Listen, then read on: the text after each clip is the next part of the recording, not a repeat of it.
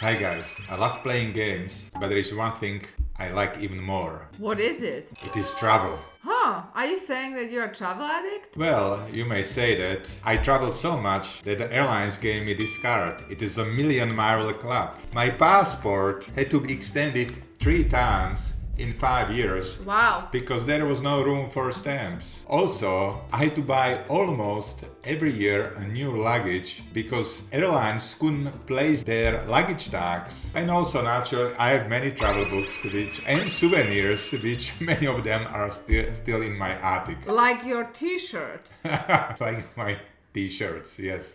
So naturally, I have many stories to tell, but today I would like to tell you about Japan. So you all know where Japan is. It is right here. It is an island in Pacific Ocean, and it is a home to Nintendo Switch, PlayStation, and anime.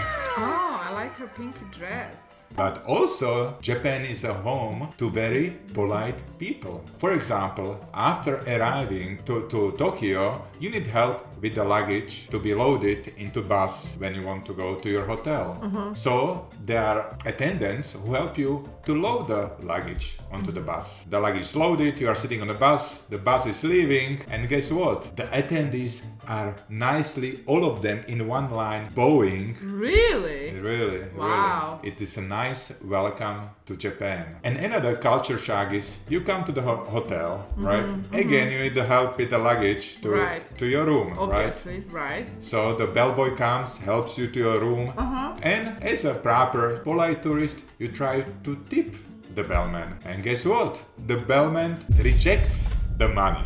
What? Who does that? I would take the money. So why did you visit Japan so many times? Well, I was mostly coming to Japan to work, and Japanese start the work about the same time as in US, around 9 o'clock. But they work all the way to 9 o'clock in the evening. That's insane. So I used to take pictures from our Tokyo office and send it to our New York office and told my colleagues, guys, this is the way to work. No, it's not. It's insanity, OldSocks. It is little too much work. But on the other hand, sometimes you can see cats with people in the office. That's cute, actually. Interestingly, there on the opposite side, some Japanese companies are using drones in the offices, not to keep people in, but to remind them so they go home. What? Yeah. Are you for real? Yes, the drone says it's 7 o'clock or 8 o'clock. Please go home. Like drone is kicking you out of office. Drone is kicking. Oh my god. Yes. So the week in Japan, the work week goes very fast. Work. After a long day, you have good sushi, drink a little bit of sake with colleagues, but the week is gone. So you look forward to the weekend. And this time I had a great plan for my weekend. I wanted to see Japanese snow monkeys. I did a little bit of research and I learned that the snow monkeys are in the Nagano area of Japan. Right, but you work in Tokyo, so how did you get to Nagano? That's right. Nagano is quite far from Tokyo. So naturally I was thinking that I will rent a car. But there are at least 2 issues with renting a car in Japan. One is Japanese roads very busy. Second, they drive on the wrong side of the road. You mean like in England? I mean exactly like England. They are on the left side. So I imagine right away accident after accident I can cause. So renting a car was out of question. But fortunately in Japan is well connected by super fast trains called Shinkansen or bullet trains. And I tell you guys, this sounds cool to me. You know, you have fast trains in Europe, but there are no fast trains in US. So I'm looking forward to my weekend, to Saturday, when I take this fast speed train. So now Saturday morning arrives and I need to start my journey on Shinkansen in a station called Shinjuku. But guess what? What? Shinjuku is the busiest train station in the world. Crowded, many people, many platforms. But anyhow, I look for my train, should be platform 17 or 27. It was one of the high numbers. And I come to the platform platform and I see a train standing on a platform. But guess what? There are attendees who are pushing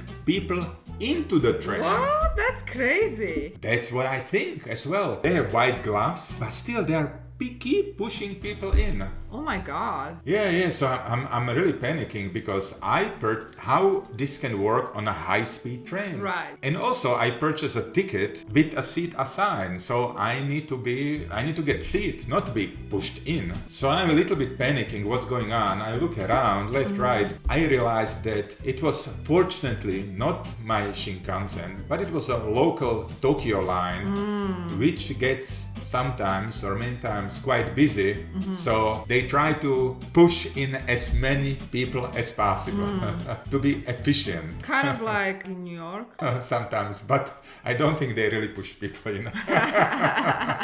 Anyhow, my Shinkansen arrives. As a good tourist, I take a picture next to the Shinkansen. So the train ride quite slowly, but soon it goes fast speed. Everything is moving very fast outside of the window. I even see Mount Fuji from my window, so it was a very nice trip. I arrived to Nagano after lunch, so it was unfortunately too late to see snow monkeys, but I had a plan B for Saturday. I went to Japanese onsen. Onsen? What is onsen? It's a good question. Japanese onsen, it's a hot water coming out of the ground. Kind of like hot springs. Exactly, like hot springs. It's a volcano-based hot water, and it has a long tradition in Japan.